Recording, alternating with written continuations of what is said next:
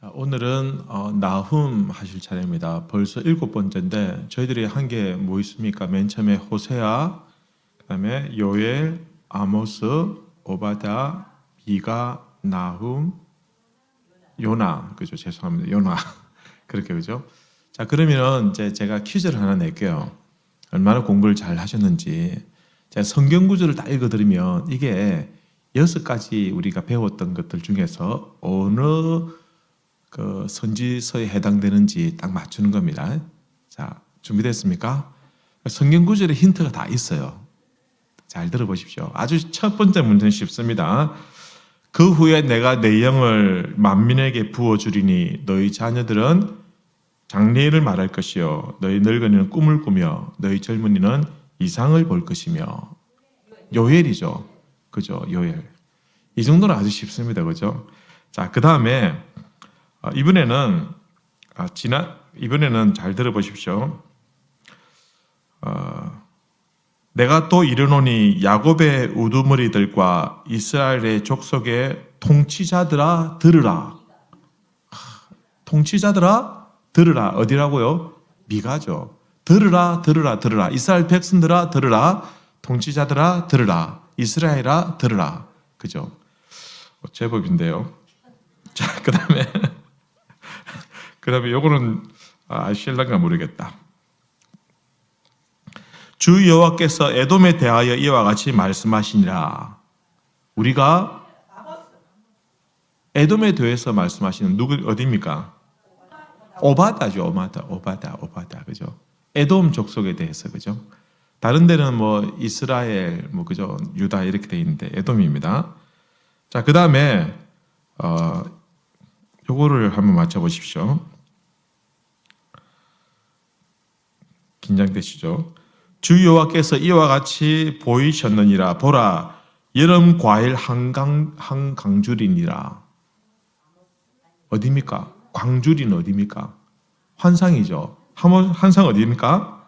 아모스죠. 아모스 하면 숫자 뭘 기억을 했습니까? 8, 5, 5. 8은 뭡니까?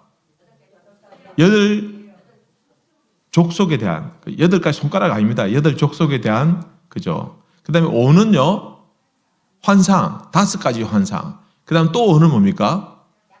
약속, 회복에 대한 약속. 자, 그 환상 중에서 하나가 여름실과, 그죠? 또 기억나는 게 뭐 있습니까?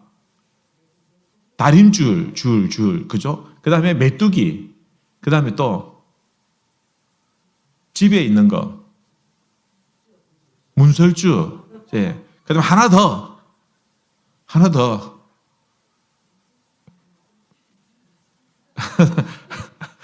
뭡니까? 하나 더 이거 뭡니까? 이거 기억해야 되는데. 아들 산에 가가지고 장난치는 거 있잖아요. 산에 가가지고 무슨 장난칩니까? 애들 산에 가가지고 홀라당 나중에 불 다 태워못 가는 거. 불장난 하잖아요. 그죠? 불꽃 환상. 그죠? 타는 불꽃. 그죠? 이 정도면은 잘하고 있습니다. 자, 그 다음에, 이 이름을 기억하고 누군지 한번 맞춰보십시오. 이거 이름 기억하고 맞추면 대단합니다. 그의 이름을 로루하마라 하라. 내가 다시는 이스라엘 족속을 긍휼히 여겨서 용서하지 않을 것이요. 그의 이름을 로암미라 하라. 누굽니까? 호세아죠. 호세아 애들 이름이 로루아미, 그죠? 기억나죠? 그죠? 예. 자, 그 다음에 뽕나무 재배하는 사람은 누굽니까? 어느 선지자입니까? 아모스, 그죠? 그죠? 야, 이 정도면은 뭐 됐습니다. 이 정도 얘기하면 이제 알겠죠? 그죠? 성경 구절, 핵심 구절 딱 나오면은 이거는 어디 선지서에 있는 거다. 제가 고등학교 때 전에 한번 말씀드린 지리가 성적이 너무 안 좋아서 지리 그렇게 어려운 과목이 아닌데 진짜 지루하고 우리나라 지방에 어디 뭐 나고 이런 걸 잘 모르겠더라고요. 근데 3학년 때 갑자기 지리 점수가 확 올라왔어요. 왜냐하면 선생님이 지리를 가르치는데 이 선생님은 어려운 거 안 가르치고 쉬운 것부터 하는 거예요. 학생들이 자신감을 가질 수 있도록 쉬운 것만 계속 냅다 계속 이렇게 반복해서 가르치고 또 가르치고 또 가르치고 이러니까 나중에는 애들이 즐겁게 공부하니까 전체 학년 3학년 전체가 지리 점수가 평균으로 확 올라가는 거예요. 그만큼 누가 가르치는 따라서 다릅니다. 그죠? 우리 교회도 성경 이제 실력이 많이 늘어났다는 것은 누가 가르치냐에 따라서 자, 오늘은 나훔 할 차례입니다. 나훔. 자, 나훔입니다. 나훔이라는 것은 여러분 이제 인셈을 받으셨죠. 그죠? 나훔이라는 것은 위로라는 뜻입니다. 위로라는 뜻인데 엘고스 출신의 나훔이라는 선지자가 있었는데 이 선지자는 어디를 대상으로 말씀을 선포하냐면 어디라고 했습니까? 니느웨. 이게 중요합니다. 니느웨는 또 누굽니까? 요나. 그죠? 요나도 니느웨에 대해서 말씀을 가르쳤는데 이 나훔도 니느웨에 대해서 얘기하는데 니느웨에 대해서 얘기하는데 요나와 나훔의 두 사람의 특징이 확연하게 차이 나는 게 있습니다. 그건 잠시 있다가 보겠습니다. 자, 그 시대적 배경은 언제냐면은 여러분 나훔 3장 8절 보실까요? 3장 8절. 성경은 다 가지고 오셨죠? 3장 8절 같이 한번 읽읍시다. 시작. 내가 어찌 노아몬보다 낫겠느냐 이렇게 돼 있는데 여기서 노아몬이라는 말은 지명 이름입니다. 노아몬 지명 이름인데 이 지명은 애굽에 있는 지명이에요. 아수르에 있는 지명이 아니라 애굽에 있는 지명인데 이 오늘날의 룩소르라고 하는 그곳입니다. 이 노아몬은 굉장히 동양에서 가장 발달한 도시 중에 하나였는데 이 노아몬이 아수르에서 멸망을 당합니다. 멸망을 당하는데 그때가 663년에 멸망을 당해요. 그리고 난 다음에 니느웨가 멸망할 때는 언제냐면은 612년에 멸망을 합니다. 그러면 그 나훔이 활동했던 시대가 언제쯤 됐냐면 적어도 663년에서 612년 그때에 가장 왕성한 활동을 했다라고 이렇게 보실 수가 있습니다.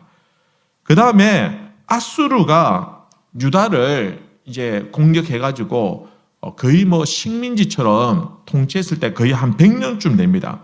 근데 그냥 단순히 나라만 통치한 것이 아니라 종교적인 그런 종속까지도 그렇게 요구를 했습니다. 그래서 이 아수르가 이 유다에 특별히 거부감을 많이 갖도록 것은 종교적인 문제 때문에 아주 극렬한 반대를 맞게 된다라는. 그럴수록 아수르는 더 유다를 아주 강하게 탄압을 하고 아주 악랄하게 이 유다를 괴롭히는 그런 관계가 되어 있습니다. 그러다가 아수르에 바니팔이라는 왕이 있는데 이 바니팔이라는 왕이 이제 그때 그 왕이 죽고 난 다음부터는 아수르가 굉장히 급격하게 약화됩니다. 약화되니까 그 당시에 유다의 왕이 누구냐면 요시아입니다. 요시아는 종교개혁을 일으킨 왕이거든요. 요시아가 그때 종교개혁을 일으킬 수 있었던 것은 거의 100년 가까이 아수르에서 우상이 들어오고 괴롭힘을 당하고 그 다음에 이 유다 안에 온갖 우상들이 많이 들어와 있는 겁니다. 종교적인 예수까지도 노렸기 때문에. 그러다가 이제 아수르가 약화되니까 이때다 해가지고 요시아가 종교개혁을 일으키면서 다시 이 나라를 하나님 중심적인 나라로 그리고 아수르로부터 벗어나려고 그렇게 시도를 했다라는 것입니다. 그때 나훔이 이러한 시기에 종교개혁을 일으키는 그런 왕과 그 다음에 그 세력들을 지지해 줍니다. 그리고는 뭐라고 얘기하냐면 니느웨는 망할 것이다. 니느웨는 곧 망할 것이니 그리고 하나님께서 이 나라를 다시 회복시켜 주실 것이다 라고 그렇게 예언을 하고 있다라는 것입니다.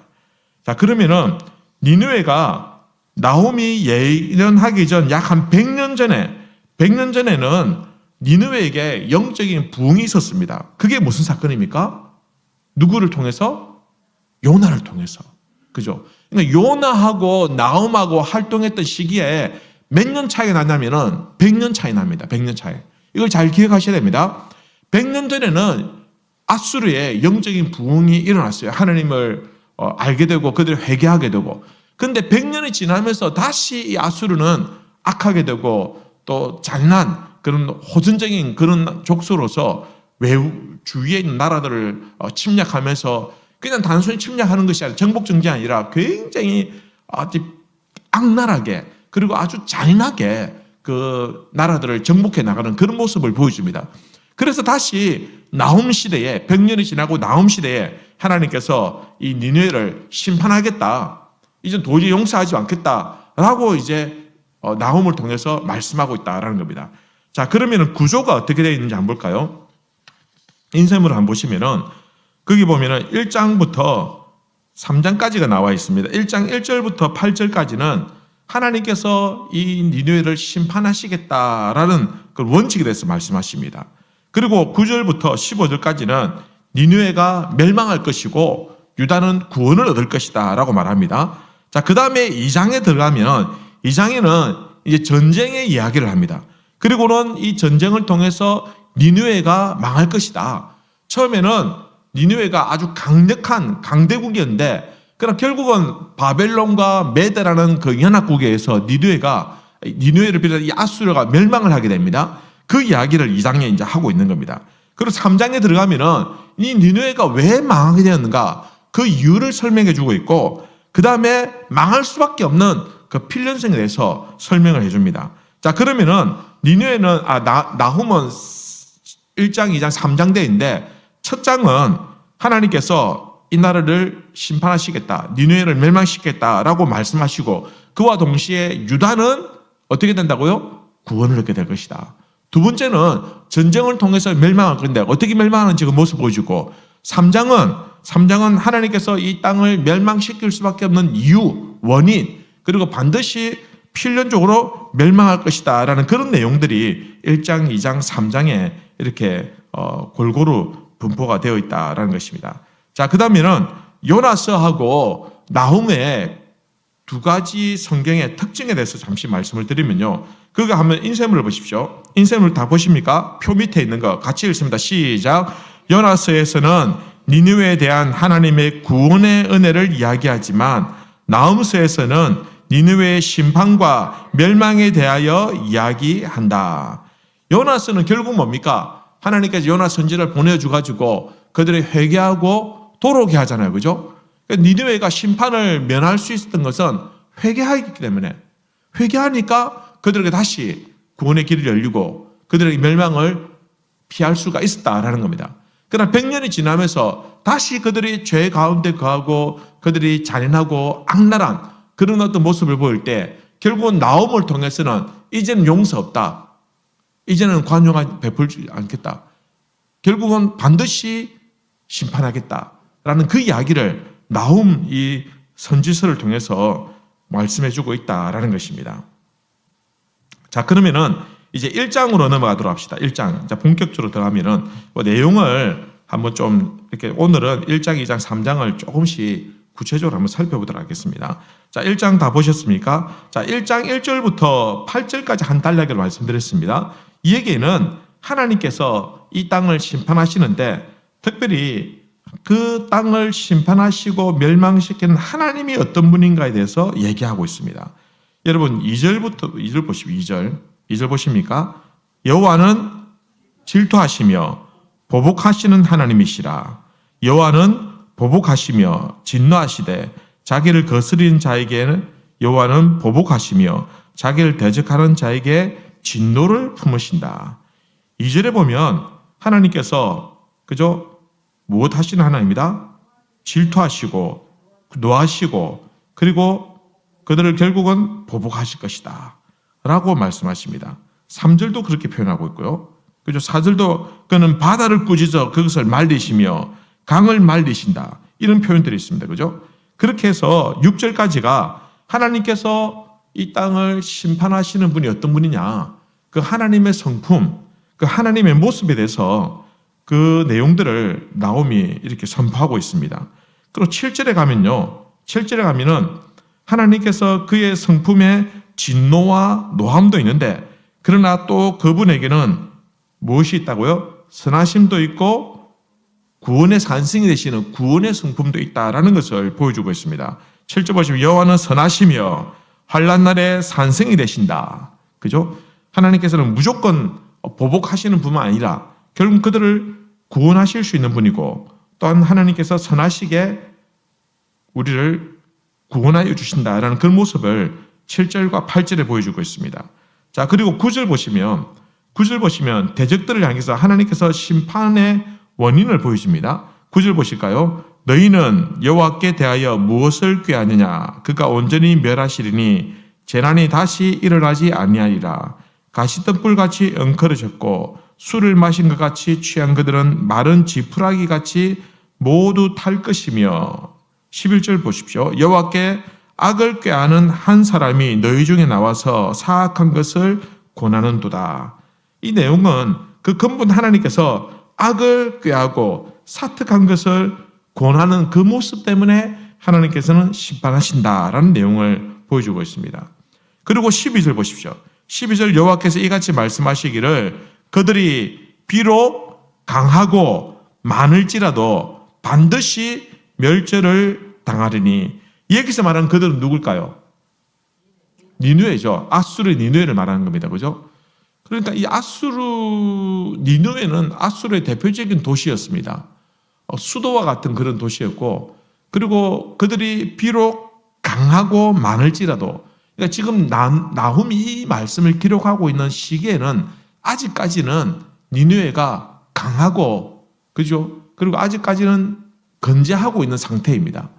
그런데 지금 나훔이 예언하는 겁니다. 이제 너희가 비록 많고 강하지만 그러나 하나님께서 반드시 너희들을 멸절하실 것이다. 왜? 너희들이 악하고 그 다음에 사악한 것을 권하였기 때문이다. 라고 이렇게 말씀하고 있는 겁니다. 그러니까 12절, 13절은 하나님께서 아수르의 멸망을 선포하십니다. 아무리 그들이 강하는 정점에 있지만 그러니까 그때에 그들은 명할 것이다 라고 선포하고 있는 겁니다. 그죠? 여러분 지금 우리가 세계적으로 볼 때 강대한 나라들 있지 않습니까? 그죠? 강력한 힘을 가진 나라들, 그죠? 미국이라든지 중국이라든지 그죠? 러시아라든지 그죠? 그죠? 또 핵을 가지고 있는 나라들 그죠? 이런 강력한 나라들이 있고 세계에서 자기들 마음대로 환율 조정해 가면서 자국 보호주의 하면서 이때까지 했던 그냥 막 깡그리 다 엎어버리고 마음대로 하려고 하는 자기 자국주의 중심주의인 거죠. 결국은 나중에 문제가 생기면 결국은 우방이고 그런 거 없습니다. 사실은 그죠. 지금 가면 갈수록 그런 시대가 될 거예요. 그들을 향해서 누가 지금 예를 들면 지금 미국이 망할 거라고 누가 예측할 수 있습니까? 아무도 예측하지 않을 겁니다. 그러나 하나님께서는 그와 같은 아수를 향해서 너희들은 반드시 멸절할 것이다 라고 심판의 말씀을 전하고 있다라는 것입니다. 불과 200년, 300년밖에 안 됐어요. 미국이 저렇게 일어선 것도. 그죠? 그렇지 않습니까? 그전에는 영국이 세계를 지배하듯이 스페인, 그죠? 그러나 강력한 해군력을 가진 나라들이, 그죠? 노예상을 통해서 부를 축적한 나라들, 그리고 식민지를 탈취해가지고 부를 축적한 나라들, 그런 나라들이 지금 떵떵거리고 잘 살고 있잖아요. 솔직히 말해서, 그죠? 그러나 이런 것들이 이제 겨우 200년밖에 지나지 않아요. 성경의 관점이면 100년, 200년 아무것도 아닙니다. 그죠? 그렇게 보면은 언제든지 하나님께서 그 교만한 일을 꺾으시면 하루아침에 무너질 수 있다는 겁니다. 구소련이 그 연방을 통해서 강력한, 그죠? 하나의 체제를, 공산주의 체제를 갖추고 있었지만 하루아침에 어느샌가 구소련이 무너지고 연방 다 무너지고 다 뿔뿔이 흩어지고 다 자유 독립을 선포하고 이렇게 되어 있잖아요. 지금 우리가 보기에는 러시아가 대단한 것 같아도 속을 들여다 보니까 별로 무기도 별로 없고 별로 가진 것도 없고 그래 북한한테 가가지고 무기 좀 달라고 하고 우리 기술 팔 테니까 너희 군사들 좀 보내달라 하는 그 지경에까지 이를 정도로 별 볼 일 없는 나라가 되어 있더라라는 것입니다. 아수르가 지금까지는, 그죠? 지금 말씀을 기록한 그 순간까지는 여전히 강력한 나라였고 세계를 호령하는 그런 나라였습니다. 메소포타미아 그 문명을 기반으로 해가지고 아주 강력한, 그죠? 한 몇백 년을 지금 강력한 그런 통치를 가지고 있는데 그때 나훔을 통해서 하나님께서 너희는 반드시 멸절당할 것이다 라고 선포하고 불과 얼마 되지 나서 아수르가 완전히 망합니다. 아수르 이후에 나라가 없어요. 여러분, 유다는요, 이스라엘을 보십시오. 빡살이 나더라도 또 하나님 용서하면 또 회복시켜 주시고 지금 2000년 지나가 다시 그 유다를 회복시켜 주셔가지고 그 조그만 땅이지만 그 버티고 있지 않습니까? 그죠? 그러나 아수르는 회복되지 않았다. 완전히 멸절된 상태로 완전히 패망하고 그걸로 역사가 끝나버렸다라는 것입니다. 자, 14절에 보면은 이렇게 기록합니다. 14절 보시면 1장 14절에 나 여호와가 내게 대하여 명령하였나니 내 이름이 다시는 전파되지 않을 것이요 내가 내 신들의 집에서 새긴 우상과 여기서 내 신들 여러분 인쇄물 보시면 거기에 본 신이라고 쓰시면 됩니다. 첫 번째 가로에는 성품이라고 하시면 되고 하나님의 성품 그죠? 중간에 첫 번째 가로 있죠 그죠? 2장 2절부터 6절까지 거기는 성품이라고 쓰시면 되고 14절부터 5절까지 내 신들의 집인데 이거 제가 모르고 안 지었네. 신을 지어야 되는데 제가 신을 안 지우고 그냥 가로만 만드는요. 이 가로 필요 없습니다. 내 신들의 집은 아수르의 우상을 말하는 겁니다. 아수르가 섬기는 우상들 그죠? 그 아수르가 멸망하게 되면 그 다음에 이 소식은 유다에게는 어떤 소식이 됩니까? 아름다운 소식이 된다라는 것입니다. 아름다운 소식이 된다. 15절에 볼지어다 아름다운 소식을 알리고 화평을 전하는 자의 발이 그죠? 이건 아수르의 멸망을 말하는 것입니다. 자, 1장은 하나님께서 어떤 분이시고 질투하시고 보복하시고 진노하신 하나님이고 그리고 그 하나님은 니느웨를 반드시 멸망시킬 것이다 라고 말씀하시고 니느웨의 멸망은 아수르의 멸망은 곧 누구의 구원을 말합니까? 유다의 구원을 알리는 것이다 라는 것입니다. 자, 그러면 이제 2장으로 넘어가면 2장으로 넘어가십시오. 2장 가시면 나홈 선지자는 이제 실제로 마치 전쟁을 눈으로 보는 것 같이 지금 나홈이 눈으로 보고 있습니까? 안 보고 있습니까? 아직은 아닙니다. 지금 그가 마치 눈으로 보고 있는 것 같이 니느웨의 멸망을 아주 상당히 상세하게 그렇게 묘사하고 있습니다. 실제로 니느웨는 나중에 바벨론과 그리고 메대 연합군에 의해서 멸망을 당합니다. 1절 보십시오. 2장 1절. 2장 1절 보시면 파괴하는 자가 너를 치러 올라왔나니 너는 산성을 지키며 길을 파수하며 내 허리를 견고히 묶고 내 힘을 크게 굳게 할지어다. 지금 이제 멸망할 것이라고 예언했지 않습니까? 그런데 하나님께서 나홈 선지자를 통해서 너희는 어떻게 하라는 겁니까? 너희는 지금 허리를 견고히 묶고 내 힘을 굳게 할지어다. 진짜 그렇게 하라라는 말이야. 그렇게 해도 결국은 멸망한 거 아닐 것이다. 그죠? 여기서 파괴하는 자는 누구를 말하냐면 바벨론을 말합니다. 바벨론.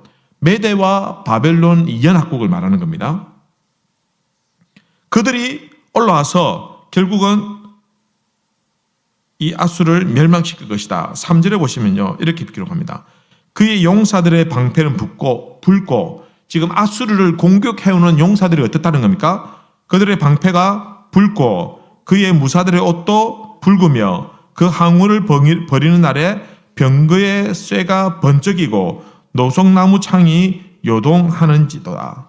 지금 적군의 모양새가 어떻다는가? 붉은 칠을 하고 온다는 겁니다. 이 역사 그 문서를 보니까 바벨론이 실제로 공격을 할 때 자기들이 무섭고 두려운 존재라는 것을 이렇게 과시하기 위해서 방패라든지 이런 데 붉은 칠을 하고 그리고 자기들의 복장들도 붉은 옷으로 이렇게 복장을 했다라는 그런 기록들이 있습니다. 결국 하나님께서 이 바벨론이 이 아수를 공격할 때 그런 복장을 갖추고 그런 색을 칠하고 공격한다는 것을 지금 나홈이 미리 내다보고 그렇게 예언을 해서 기록하고 있다라는 겁니다. 아직 전쟁이 일어난 건 아닙니다. 아니지만 지금 그렇게 아주 상세하게 예언을 하고 있다라는 것입니다. 그리고 이제 6절 보십시오. 6절 보면은 강들의 수문이 열리고 왕궁이 소멸되며 정한대로 왕과 벌금벗은 못으로 끌려갈 것이다. 여기 보면은 니느웨의 멸망 과정을 설명해 주고 있습니다. 여러분 아수르라는 나라는 메소포타미아 지역입니다. 여러분 지도를 보시면은 그림 지도를 보십시오. 그림 지도를 보시면 잘 안 보이면 앞에 보시면은 중간에 붉은색 위에 아수르 제국이 있습니다. 그리고 그 왼쪽에 보면은 유명한 강이 나옵니다. 그 강 중에 하나가 무슨 강이냐면 티그리스 강입니다. 티그리스 강. 메소포타미아 문명이 티그리스 강을 근거로 해서 그 기반으로 해서 거기에 문명이 세워지고 그 문명의 중심에 아수르가 있습니다. 그러니까 아수르가 메소포타미아의 그 티그리스 강 상류에 그 나라를 세웠습니다. 그러니까 이 강 자체가 하나의 방어선이 되는 겁니다. 여러분, 우리나라가 6.25 전쟁 때 북한이 막 쳐들어 내려올 때 대구 일부 지역과 그 다음에 부산 지역을 끝까지 사수했지 않습니까? 사수했는데 부산을 사수할 수 있었던 방어선이 된 게 뭡니까? 낙동강이죠. 낙동강 오리알 우습게 생각하면 안 됩니다. 낙동강이 하나의 방어선이 된 겁니다. 쉽게 넘어오기가 쉽지 않았다라는 것입니다. 지금 아수르가 적의 공격을 받더라도 이 티그리스 강이 하나의 방어선이 되는 겁니다. 방어선이. 그런데 어떻게 된다는 겁니까? 6절 보십시오. 강들의 수문이 열리고 이 방어선을 세우고 그 다음에 이 아수르 쪽에서 이 수위를 조절하면서 여러분 강이 범람하면 홍수가 나잖아요. 그죠? 나죠. 그죠? 그래서 홍수가 나지 않도록 하기 위해서 수위를 조절하는 거예요.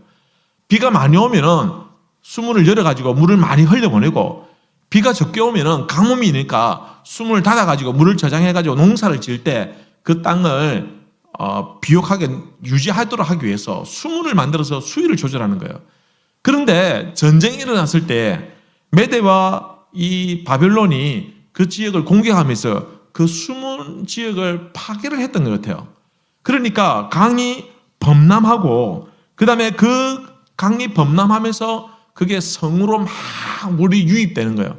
그래서 바벨론에 의해서 아수르가 니느웨가 멸망할 때에 물이 들어와 가지고 홍수가 일어났다라는 그런 기록이 있습니다.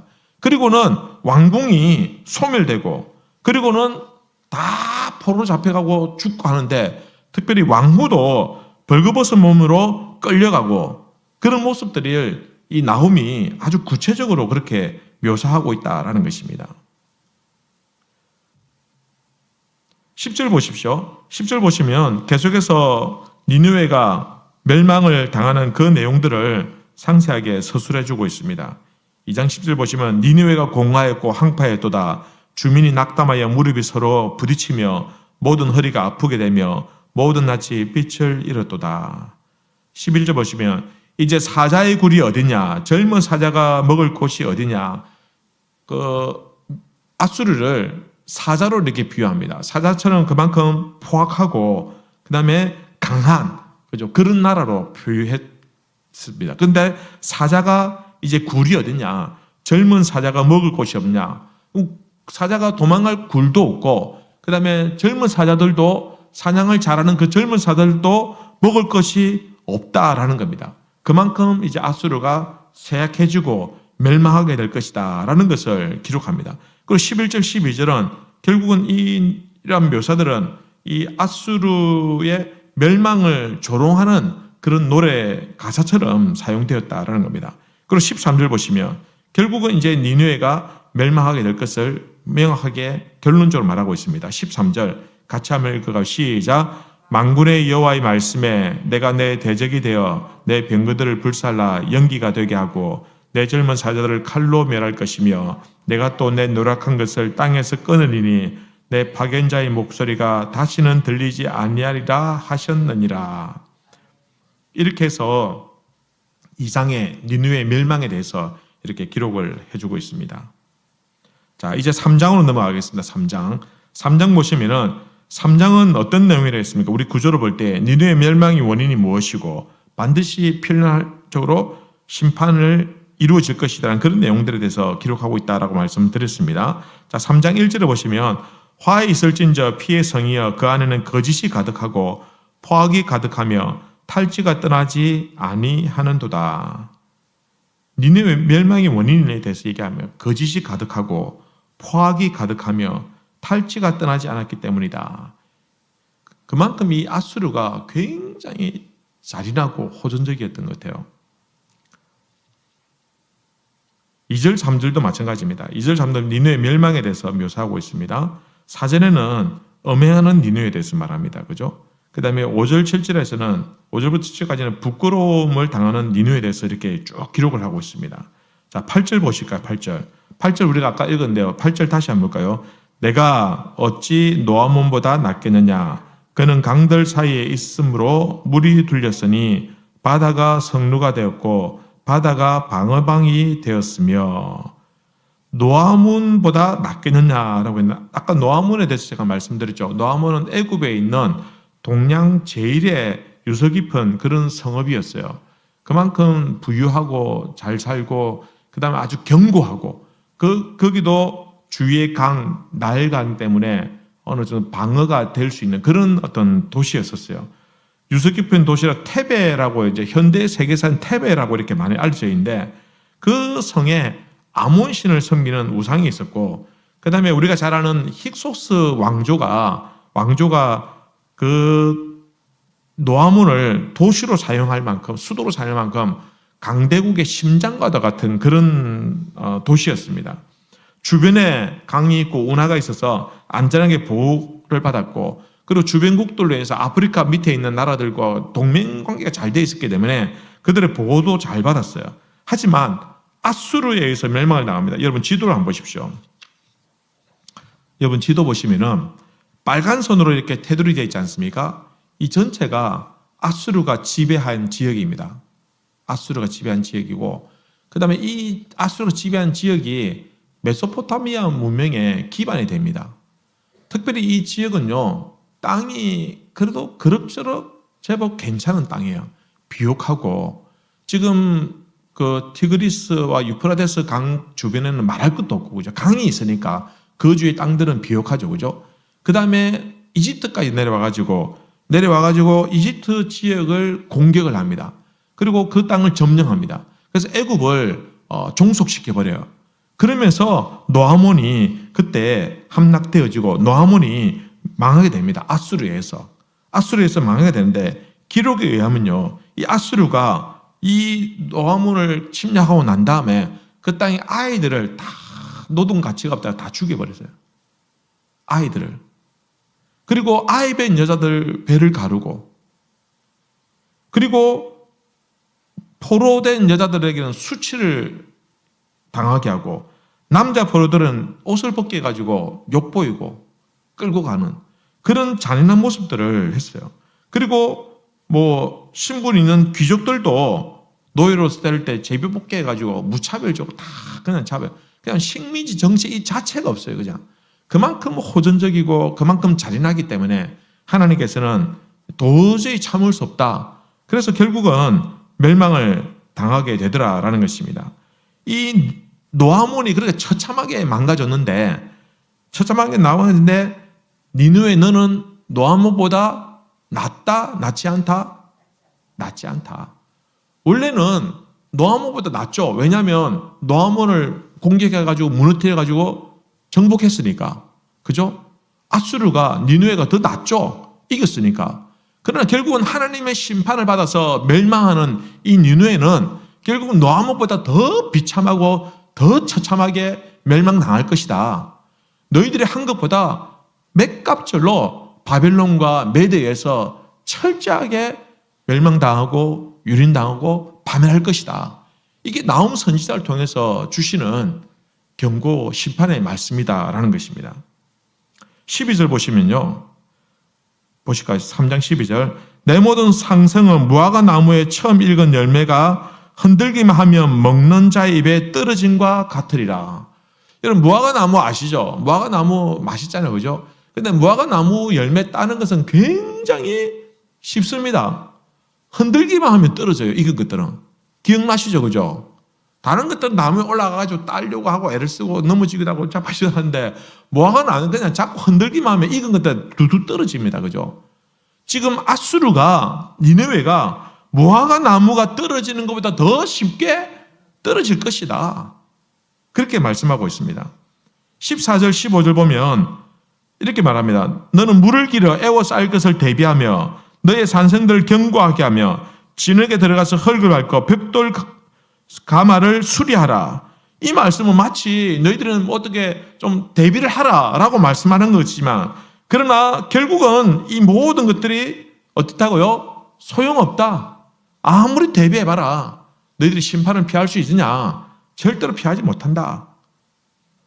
그리고 이제 18절 넘어갑니다. 18절 가시면 18절은 누구에 대한 외안입니까? 아수르 왕이여. 아수르 왕에게 대한 예언입니다. 아수르 왕이여, 내 목자가 자고 내 귀족은 누워 쉬며 내 백성은 산들에 흩어지나 그들을 모을 사람이 없도다. 왕이 중심이잖아요. 왕이 중심인데 아수르 왕에게 이제 너희 나라와 너희 백성을 모을 사람이 없다. 그 말은 뭡니까? 아수르 왕, 너는 더 이상 가치도 없고 의미도 없고 아무 쓸모도 없다. 가장 강력한 힘을 가진 왕이지만 너를 통해서 더 이상 모이지는 않을 것이다. 그죠? 잠자는 목자와 같다라고 이렇게 말합니다. 그죠? 결국 왕은 치명적인 부상을 입고 19절 보시면 내 상처는 고칠 수 없고 내 부상은 중하도다. 내 소식을 듣는 자가 다 너를 보고 손뼉을 친다. 그죠? 이는 그들이 항상 내게 행패를 당하였음이 아니더냐. 왕인데 어떤 방법으로도 그 상처를 치유할 수 없고 고칠 수 없고 결국은 죽을 것이다. 그리고 내가 쓰러지는 것을 내 주위의 사람들이 어떻게 한다고요? 손뼉을 치면서 좋아할 것이다. 야, 드디어 저놈이 죽는구나 하면서 좋아하게 될 것이다 라는 겁니다. 그죠? 왜냐? 그들이 너에게 그만큼 당했기 때문이 아니냐라고 이렇게 말씀하고 있습니다. 그죠? 그들의 멸망을 아무도 안타까워하지 아니하고 애곡하는 자도 없을 것이다. 너희 땅은 동접받지 못할 것이다 라는 겁니다. 여러분, 불과 100년 전에 요나 선지자를 통해서 그 땅에 하나님의 말씀이 선포될 때는 지도 빼시고 방송실 지도 빼세요. 그 심판을 당할 것이, 그때는 요나를 통해서 어떻게 됩니까?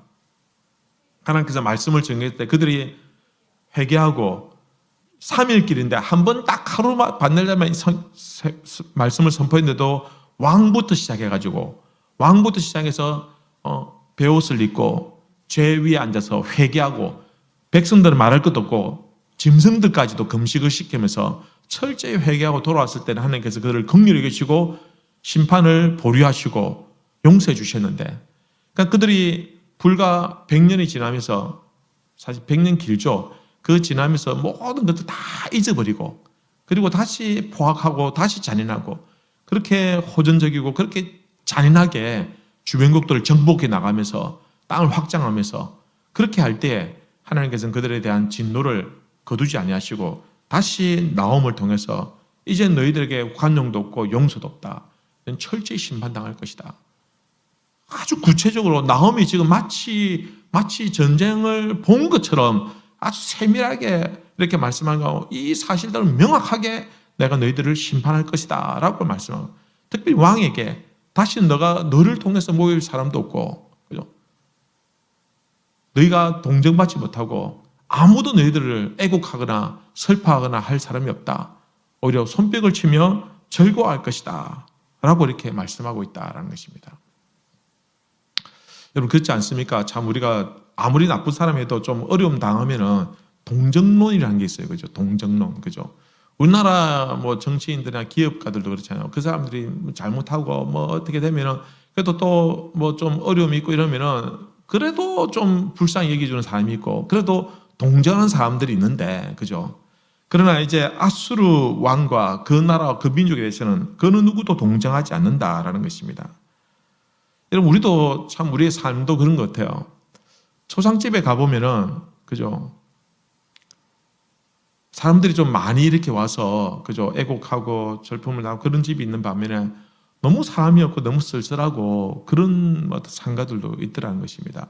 물론 친척 관계가 없고 대인 관계가 별로 없어서 그럴 수도 있지만, 그러나 어쩌면은 그의 어떤 슬픔이나 그의 죽음이나 그에 대해서 아무도 동정하지 않는다고 한다면 그저 비참한 일이 어디 있을까라는 겁니다.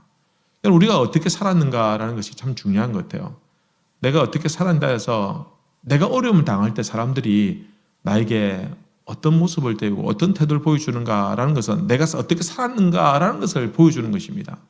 어떤 분은 뭐 조금만 좀 뭐 어려움이 있고 문제가 있어서 사람들이 막 이렇게 달려들어가지고 위로해주고 격려해주고 함께 있어주려고 하고 그런 분들이 있는 반면에 어떤 사람은 뭐 그냥 내몰라라 하고 아무도 관심 가지지 않고 그러니 하고 넘어가고, 그건 다른 이유들도 있겠지만 그가 어떻게 살아왔는가에 대한 그 삶의 반증이지 않느냐라는 것입니다.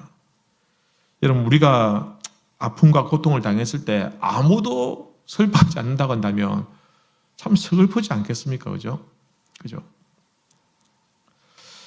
니느웨 멸망을 통해서 얻는 교훈은요, 정리하면 첫 번째는 니느웨가 그들의 강함을 자랑하지 말아야 된다라는 겁니다. 그죠? 나아몬과 같은 성읍을 공격하고 무너뜨리고 멸망할 때는 그 무엇보다도 교만하고 오만하고, 그렇지만 그들이 결국 강하였다고 생각했지만 그 오만함이 그들의 올무가 됐고 결국은 하나님의 심판을 받아서 멸망하게 되더라는 거예요. 흔적도 없이 아수르는 사라져 버렸다라는 거예요. 지금 이제 고대 이렇게 뭐 역사학자들이라든지 아니면 문을 통해서 연구하는 사람이라든지 아니면 고고학자들이 겨우 이 니느웨가 멸망했던 그 성터에 가가지고 땅을 파고 뒤집어 오니까 그냥 옛날 성터 흔적만 남아있는 그런 어떤 초라한 그런 나라가 되었다라는 것입니다. 철저히 하나님께 심판을 받았기 때문이다라는 겁니다. 그리고 두 번째 하나님을 대적하지 않아야 된다라는 것입니다. 세 번째는 악을 행하지 않는 거죠. 포악하고 잔인한 아수르는 하나님 심판을 피할 수 없었습니다. 다른 사람들에게 우리가 참 어떻게 대하는가, 어떤 모습으로 사는 것 같다라는 것도 참 중요한 것 같아요. 우리 믿음 생활하는 것도 중요하지만, 그러나 우리가 다른 사람들에게 관용을 베풀고, 참 선을 베풀고, 참 배려하고, 인자를 베풀 때에, 그게 우리의 어떤, 하나님께 우리를 용서해주고, 관용을 베풀고, 은혜를 베풀으시는 그러한 어떤 도구도 될 수 있다라는 것입니다. 자, 나훔 선지자를 통해서 보아한 모습을 보면, 니느웨는 철저히 심판을 당할 수밖에 없는 포악하고 거짓이 난무하고 잔인한 그런 어떤 나라와 그 도시에 대한 하나님의 심판의 말씀을 오늘 우리가 살펴보았습니다. 여러분, 요나를 통해서 한번 기회를 주셨지만 그들이 일시적인 회개를 통해서 그들이 다시 하나님 앞에서 참 바르게 산 것이 아니라 오히려 또 그 시간이 지남에 따라서 그들을 회개하지 아니하고 또 죄를 범할 때 하나님께서 두 번째 그들에게 보낸 선지자는 용서의 선지자가 아니라 심판을 하는, 멸망을 말하는, 필연적인 멸망을 전하는 그런 선지자를 하나님께서 보내셨다라는 것입니다. 우리도 하나님 앞에서 우리가 참 범죄하고 연약하게 죄를 지을 때가 있지 않습니까? 그러니까 하나님께서 우리를 용서해 주시지만 영원히 용서하지는 않더라는 것입니다. 우리에게 관용을 베풀어 주실 때도 있지만 영원히 관용을 베풀어 주시는 것은 아니더라라는 것입니다. 항상 죄를 경계하고 참 이런 말씀을 통해서 우리 자신을 돌아보고 또 참 겸손하게 거룩하게 선하게 살 수 있도록 힘쓰는 우리 성도님들 되시기를 바랍니다. 다음 주 오실 때는 하박국 선지서를 살펴보도록 하겠습니다. 하박국 말씀을 많이 읽어보시고 또 그렇게 오시면 빨리 공부를 하는 데 도움이 될 것입니다.